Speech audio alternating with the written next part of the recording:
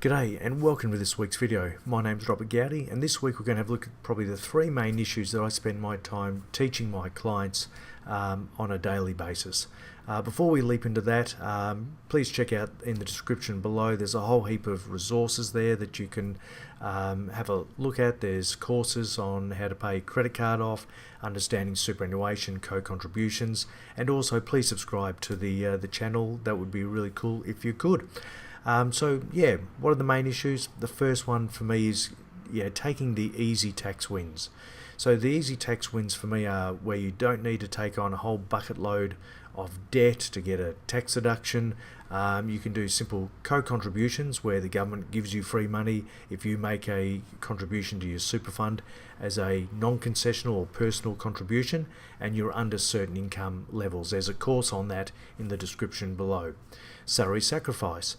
Understanding that any money that goes into superannuation, that's a concessional contribution, will be taxed at no more than 15%, as opposed to your marginal tax rate, which can get over 45% plus Medicare. So these are substantial savings, and that money that you save is invested within your superannuation fund and accumulating within your super, from essentially day one. Also, there is spouse contributions where you can put money into your spouse's superannuation in an after-tax contribution, and the government will give you an 18% tax rebate. Now, that's $540 per year potentially you could earn depending on the income levels of your spouse. Now, none of these strategies are overly sexy, but over time, if you do it for long enough, and the wonder of compounding interest plus getting these easy tax wins, well, that can definitely get people to a financial independence in retirement.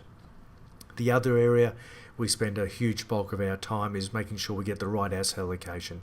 Whilst we are a believer in diversification and risk profiling, when it comes to decision making around what's the best asset class to be in, we often get a lot of people in talking about should we buy a residential investment property. Now, for people that know me, have watched this channel for a while, not overly positive on property, in fact quite negative. The debt load is far too high. We're second in the world in terms of household debt that's been used to purchase property over time. So we spend our time comparing property to buying businesses, and those businesses may well happen to be listed on the stock exchanges around the world. But we compare the two. We compare the income profile between the two asset classes. Can a residential investment property grow its income substantially over and above the cost of living, CPI? And the answer is, from what my experience is no. And in fact, people have had to reduce their rent, at least locally here, to help get a tenant.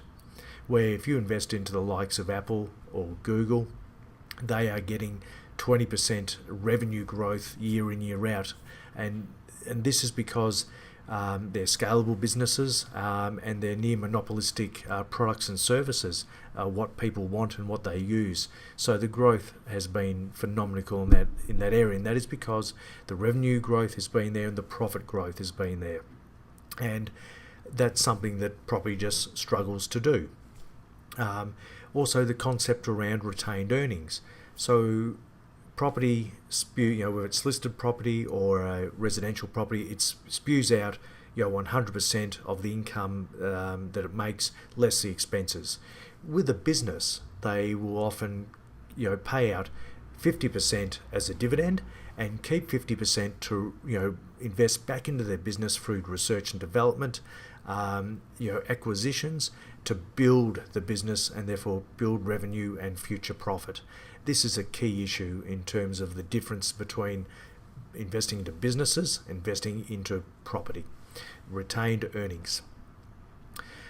The other area we spend a lot of time on is obviously respecting debt. We encourage people to know the debt load, know their limits, and also do the calculations on when debt will be paid off. And does this leave enough to accumulate through retirement? So I also recommend people use debt for the right assets. we don't want to use debt to go into assets that are going to go down over the time. So clearly holidays, which people do borrow for, or car loans. So yeah, we know what happens to a car as soon as we drive it out of the car yard. It depreciates, and it depreciates very quickly, particularly in those first 4 years. So making sure you've got the right asset class. So a home for shelter for yourself and your family, that is fine, but assets that go backwards in value is not what you're after. So use debt wisely. And understanding negative gearing. Most of the feedback we get from people is that the perception around negative gearing is that it's a good thing. Now, essentially for me, negative gearing is a tax-effective way to lose money. Now, you don't want to lose money, and I suppose what it does for investors, if you've got an investment property, and this is generally where negative gearing happens, you've borrowed money for investment property. The money that's coming in doesn't cover the cost of ownership, the expenses through the year, the interest that you pay, and it means that you've got to dive into your wage and pay the shortfall. Now, that deduction will only save whatever your marginal tax rate is. So if you're earning between $37,000 and $90,000, your marginal tax rate is 34.5 cents in the dollar.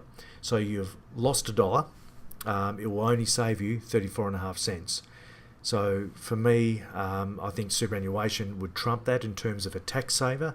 So be very careful about negative gearing.